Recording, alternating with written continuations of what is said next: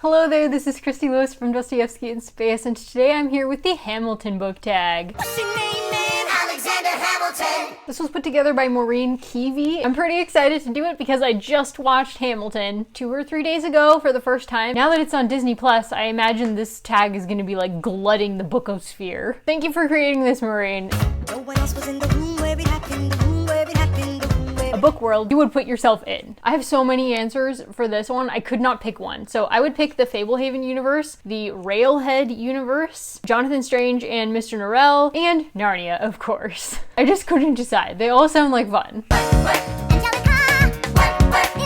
Underrated female character. Fanny Price. I've been talking about her a lot lately because it's Jane Austen July. It seems like a lot of people initially don't care for her and don't care for Mansfield Park. Although I have seen some people kind of defending her lately, which is great because I think she's awesome. She stands up to everybody even though she's quiet and shy and has absolutely no power. She's not like a servant, but she's essentially a ward living on the charity of her sort of inconsiderate relatives who at least they're taking care of her, but they're not considerate of her at all, really. So it's pretty impressive that she manages to say no, no, no. I am not throwing away my shot. I am not throwing away my shot. A character that goes after what they want and doesn't let anything stop them. Scarlett O'Hara.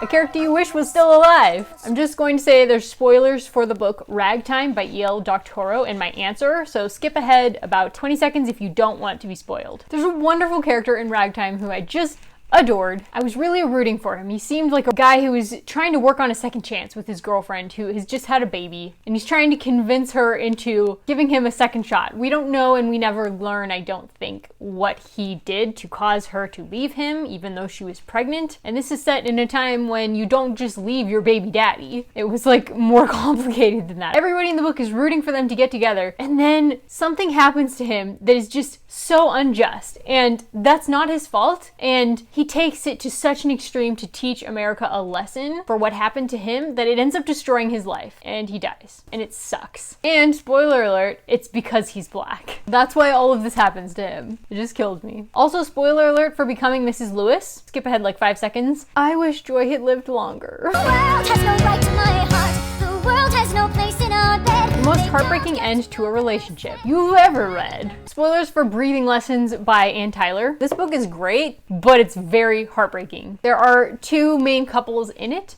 One couple has learned the breathing lessons of their relationship and their marriage. And even though they are complete opposites and they do butt heads, they've learned how to kind of breathe through it. They love each other, and you can tell they're just that mature that they can handle that kind of relationship with each other. And then there's this other relationship. They don't have that elasticity. They don't have the flexibility. They don't have the maturity. And even though you kind of think, oh, well, it's going better, you know, throughout the book, their relationship is improving. By the end, it just explodes again. And it made me mad and sad. And also I loved it because it was so realistic. But also I never want to read it again because ouch. I don't know if that was the most tragic one that I've ever read. I mean, Madame Bovary was pretty tragic, but they have a kid and you always want to like root for the family of the kid to get together. You'll be back.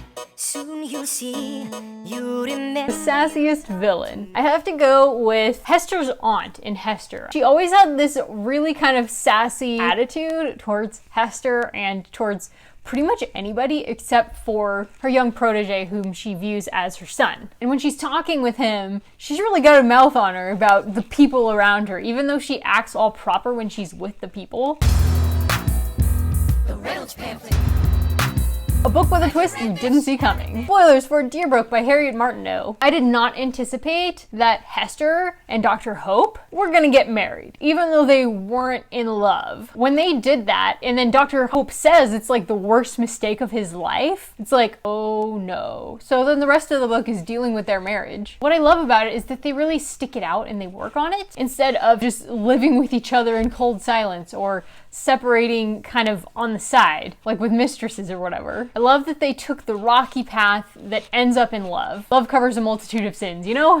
Why do you assume you're the smartest in the room? Why do you assume you're the smartest in the room? A series you marathoned. A couple years ago, I marathoned like all of Brandon Sanderson's books. Not really all of them because I've only read 12, but yeah, I just started reading Mistborn and I never stopped. And then whenever new ones were coming out, I was reading those. So I'll just say the Mistborn series because I've read all of the ones that are out, I think, including the second era.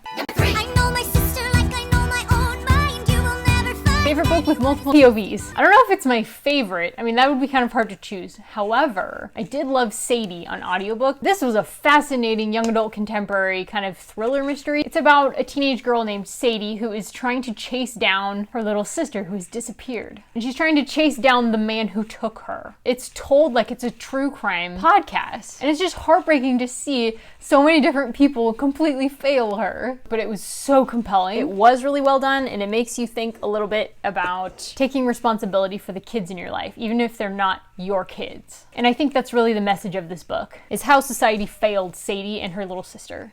You have no control. Who lives, who dies, who tells your story? A book or series you feel like will be remembered throughout history. The Bible. A surprising amount of science fiction seems to predict that the Bible will kind of disappear in time, and I just don't think that's the case. I think it has a remarkable story of preservation throughout the ages, considering that Israel wasn't a world power. I just think that this book is too influential and it's never going to disappear, and I'm glad about it. Bonus question. Maureen had some bonus questions on her original tag video that I haven't seen anybody else do. Helpless.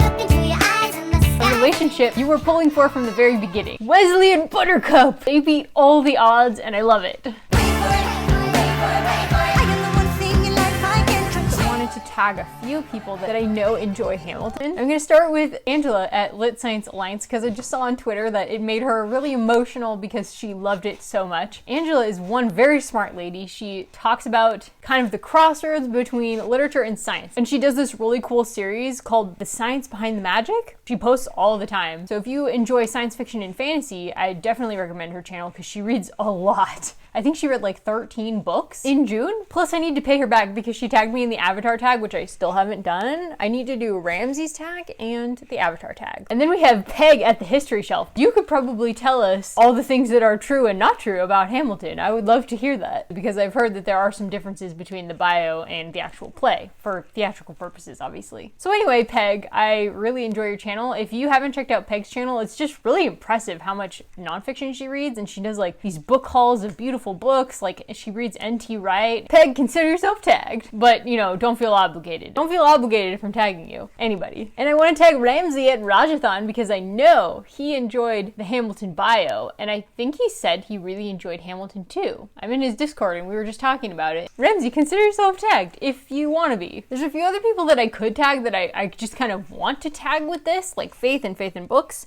who just did a fantastic review of John Adams by David McCullough, but I don't know if she has watched Hamilton or if she would be interested in doing this tag. So Faith, if you want to do it, I'm tagging you. But if you don't want to do it and you haven't seen Hamilton, that's totally cool. And same with Danny at Spinelli Speaks, whose channel just really impresses me. She's like friends with everybody, and literally she's posting every day this month because it's her birthday month. So by the end of this month, she'll have posted more videos than I have ever posted, probably. And she does two series that I really like. There's rapid reviews, and she's doing a vlog of a series of unfortunate events reading. Hey guys, had an interruption like 2 seconds before ending, so I'm just gonna say, Danny, consider yourself tagged if you want to do the Hamilton tag. I would love to see your answers. And if you enjoyed this video, then I hope you'll give me a big thumbs up and subscribe and hit the little bell icon if you want to be notified anytime I make a new video. Okay, thanks so much guys. I'll talk to you soon. Bye-bye.